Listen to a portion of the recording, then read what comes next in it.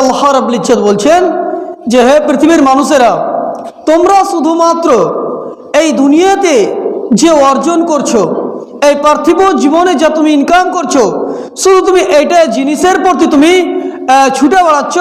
কিন্তু আমি তো রব, আমি তো আল্লাহ। যদি তুমি চাও যে এই দুনিয়াতেও কিছু করব এবং আখিরাতের জন্য কিছু পুঁজি তৈরি করব, তবে অবশ্যই আমি তোমাকে দেব। কথা বোঝার চেষ্টা করুন।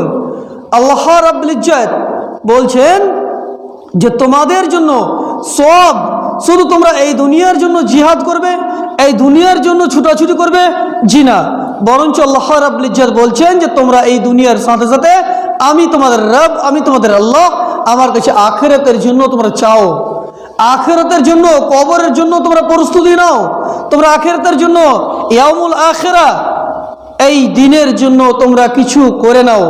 আজকে দেখেন আমরা সকাল থেকে সন্ধ্যা পর্যন্ত এই দুনিয়াকে কিভাবে সাজাবো, এই দুনিয়াকে কিভাবে আমরা রঙিন রঙে রঙ্গিত করব, এর জন্য আমরা অনেক চেষ্টা করি। কিন্তু আল্লাহ বলছেন যে আমি তোমাদের রব, আমি তোমাদের মালিক, যে তোমাদেরকে ইহকালে মানে পার্থিব জীবনও দেবো এবং তোমাদের আখিরাতও দেবো। তোমরা আমার কাছে দুটা জিনিসই চাও। কিন্তু আজকে মানুষ দেখেন এই দুনিয়ার জন্য ছুটাছুটি করি, কিন্তু আল্লাহ রাব্বুল ইজ্জত এই দুনিয়ার সাথে সাথে আখিরাতেরও মালিক, আখিরাতেরও আপনাকে দিবের জন্য প্রস্তুত রয়েছে। তবে আমাকে আপনাকে তার জন্য কিছু নিয়ম নীতি প্রণালীকে মেনে নিতে হবে। প্রথম কথা হচ্ছে যে ইসলাম যে এত চমৎকার দিন, এত সুন্দর দিন, যে দিনের মধ্যে আল্লাহ রাব্বুল ইজ্জত কোনো জিনিসের কমি রাখেননি।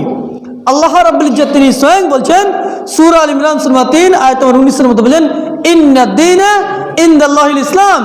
ইসলাম এমন একটা দিন, এমন একটা জীবন ব্যবস্থা যেটা আল্লাহ রাব্বুল ইজ্জতের কাছে পছন্দীয় দিন, যেটা গ্রহণযোগ্য দিন, আল্লাহ রাব্বুল ইজ্জতের কাছে মনোনীত দিন, সেটা হচ্ছে দ্বীন ইসলাম। সেটা হচ্ছে দ্বীন ইসলাম। ইসলামকে বাদ দিয়ে, ইসলামকে ছেড়ে দিয়ে যতই মানুষ চেষ্টা করুক, যতই মানুষ দৌড়াদৌড়ি করুক, তার কল্যাণ হতে পারে নাই। এই কথা আল্লাহ রাব্বুল ইজ্জত বলছেন ইন্নাদ দীনা ইনদাল্লাহিল ইসলাম। ইসলাম এমন একটা দিন, এমন একটা জীবন ব্যবস্থা, যে দিনটা আল্লাহ রাব্বুল ইজ্জতের কাছে কেবলমাত্র, শুধুমাত্র, একমাত্র দিন হচ্ছে, সেটা হচ্ছে দ্বীন ইসলাম। ইসলামকে বাদ দিয়ে যতই মানুষ চেষ্টা করুক, যতই নিজেকে বলুক যে আমি ইবাদত গুজার বান্দা, আমি ইবাদত করি, বান্দেগি করি, কিন্তু ইসলাম নাই, তার মানে তার কষ্ট, তার ব্যথা, সেটা ব্যর্থ হয়ে যাবে, সেটা নষ্ট হয়ে যাবে। সুপ্রিয় দিনী ভাই,